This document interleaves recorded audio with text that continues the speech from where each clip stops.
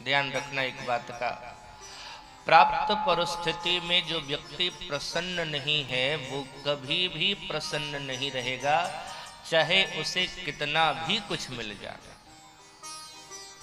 इसलिए जीवन में जो मिला है उसका आनंद लेना चाहिए। बात बात पर दुखी नहीं हो गए। ठाकुर जी ने जो दिया है उसमें संतुष्ट रहें और सदैव ठाकुर जी से जुड़ने का सदप्रयास करें। श्री ब्रह्मा जी महाराज बहुत सुंदर एक बात कहते हैं कि सरकार, मानव के अंदर अगर ये तीन बातें आ जावे तो फिर वो आपके धाम का अधिकारी हो चुका है। इसी लोक में रहते भले ही रह रहा है पृथ्वी पर, लेकिन आपके धाम का रिजर्वेशन कंफर्म है। कौन सी तीन बातें? ततेनुकंपास समीक्षमानम भुंजानैवात्मकृते विपाकम हृदवाकवपो विदधन् नमस्ते जीवेतयो मुक्तिपदे सुदाय भाक।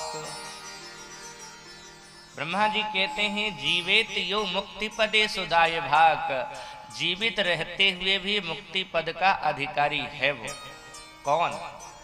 तीन बातें। कौन सी? बोले तथेनुकंपासु समीक्षमाणम, अपने जीवन में घटना चाहे जैसी घटे, अच्छा हो या बुरा हो, उसकी अनुकंपा समझ करके उसे स्वीकार करो सहर्ष। अपने आप को सदैव जोड़ करके परमात्मा से रखना चाहिए। अगर अनुकूलता है तो ये कहो हरि कृपा है, और अगर प्रतिकूलता है तो कह देना हरि इच्छा है। एक संत थे तो बस जब अच्छा रहता था तो कहते थे हरि कृपा, और जब थोड़ा गड़बड़ चलता था तो कह देते हरि इच्छा। तो कुछ लोग उनको जब फोन करते थे तो ये नहीं पूछते थे कि महाराज आप कैसे हो, वो यही पूछते थे हरि कृपा है कि हरि इच्छा है। तो कह देते थे कुछ कुछ हरि कृपा है, कुछ कुछ हरि इच्छा है। अपने आप को परमात्मा से जोड़ करके रखो और ये सोचो कि जो उसने किया है हमारे भले के लिए ही किया है।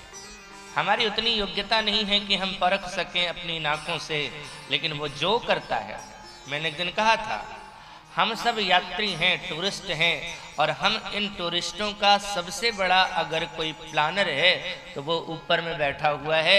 उसने सारा प्लान निर्धारित पहले से कर रखा है। हमारा डेस्टिनेशन क्या है, हमारा ठहराव क्या है, हमें कब तक ठहरना है, कहाँ जाना है, क्या करना है, सारा उसने निर्धारित कर रखा है। हम उसके साथ चलें तो जीवन में आनंद आएगा, और उसके विरोध में चलेंगे तो बहुत दुख उठाना पड़ेगा, परेशानी होगी। इसलिए जो कहे, जो उसकी इच्छा, उसकी इच्छा में अपनी इच्छा मिला करके चलते चलो। दूसरी बात, जीवन में कभी दुख आवे ना तो समझ जाना ये तुम्हारे खुद के कर्म के परिणाम है। हमने अगर आम का वृक्ष लगाया है तो हमें आम के फल की मिठास मिलेगी, लेकिन बबूल का पौधा लगाया है तो फल की मिठास नहीं बल्कि बबूल के कांटे ही मिलेंगे। अगर हमारा कर्म अच्छा होगा तो हमें फल अच्छा मिलेगा, हमारा बुरा कर्म होगा तो दुष्परिणाम हमें ही भोगना पड़ेगा। इसके साथ तीसरी बात कहते हैं कि तन से, मन से, वचन से सदैव आपसे जुड़ करके रहे। ये तीन बातें जिनके जीवन में आ गई, समझ जाना ठाकुर जी के धाम का अधिकारी हो जाएगा। मूल बात इसमें यही है, अपने आप को भगवान से जोड़ करके रखना। और जुड़ोगे कब? एक बात और मैं बताता हूं, हमारा जुड़ाव उससे सही रूप से कब होगा? जब वो हमें जोड़ना चाहे। और वो हमें कब जोड़ेगा? जब हम उनसे कहेंगे।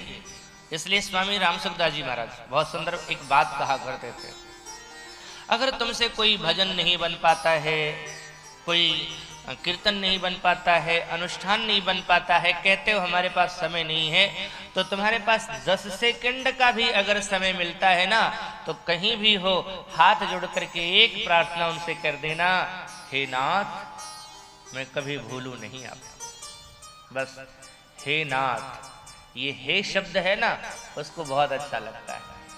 जो कोई करुण भाव में आकर के आर्त भाव से, दीन भाव से उसको कहता है हे नाथ, उसे लगता है हमारा है। और अगर हम उससे जुड़ेंगे तो लाभ हमारा है, न कि उसका है।